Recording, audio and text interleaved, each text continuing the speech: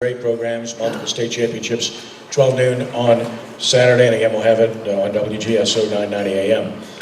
The 4A state championship game occurs at 3:30, and this is probably even more anticipated. Everybody was looking forward to lecturing me last year. They're going to get it this year, but here's one that everybody kind of expected would happen again, and here it is again, third time in the last 5 years, as the Neville Tigers, the two-time defending state champion in 4A, will take on undefeated and second-seeded Karr. He's in his second season at his alma mater, also played at Grambling, and he's got his team at 13-0. Karr has been just overwhelming this year against most opponents, and they've got one to face that's pretty overwhelming this weekend, so it's going to be a phenomenal game.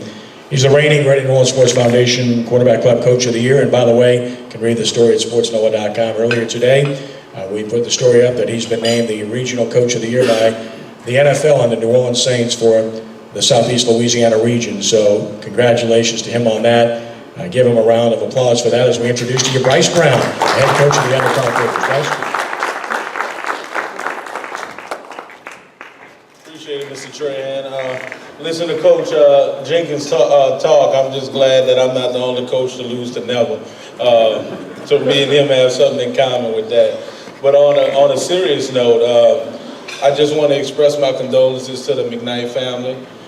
From the Karr family, another victim of senseless gun violence in our city, having one of our own this summer into Tonka George, marrying him at our high school. And you know, people talk about football and people talk about community. I think this will be an exceptional time to bind the two together with us and Landry Walker, speaking out against gun violence, speaking out against inner city drug abuse, anything of any sort of that. You know, I think Coach Jenkins said it best, we're all blessed, and I think our kids are blessed as well. When you coach at a school that is 99% African American, like me and Coach Emmanuel Powell do, it's a testament to not only the kids, but the community, and to keep those kids focused, because when they walk out those doors at 6:30 every evening after practice, we don't know what's going to happen.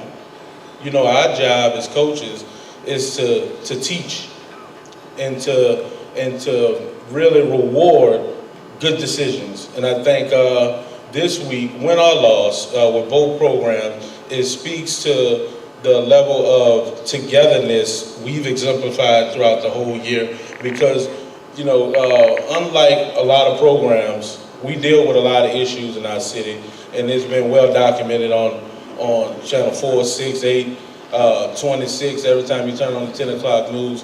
But I can tell you this, when you turn on the news on Saturday night, you're going to see two teams from one community talking about something good.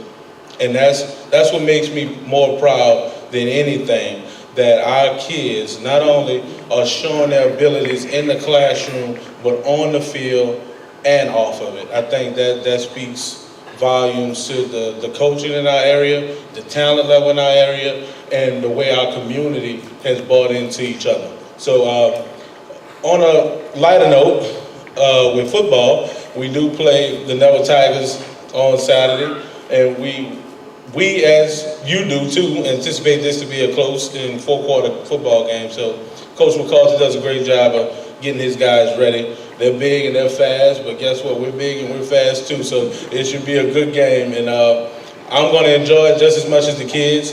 I don't like preparing for this one as much, because the meetings seem like it become a little bit longer as the season go by. And but guess what? It's a good thing. And we're just blessed as a school, as a community. We're all excited. My AD is in the crowd right now. He just was telling me that they ran out of tickets, so he had to hurry up and scramble to the school to get some more tickets for our operations person to sell some more tickets. But a good game is going to be played on Saturday, and hopefully this sends a message to everybody that football in Louisiana is one of the top states in the country when it comes down to high school football. You know, when we're talking about top to bottom, Even though we have 9 different classes or whatever, have you, we have in those classes and in those divisions very deserving teams who played this past weekend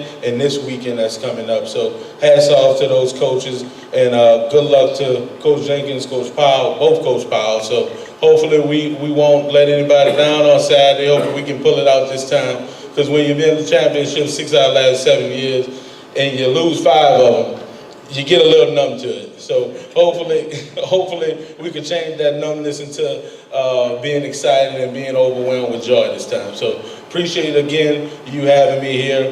Thanks for the support from everybody in the crowd, from Coach Rick in the back, having me on this show, to Mr. Trahan and Mr. Ed Daniels in the back.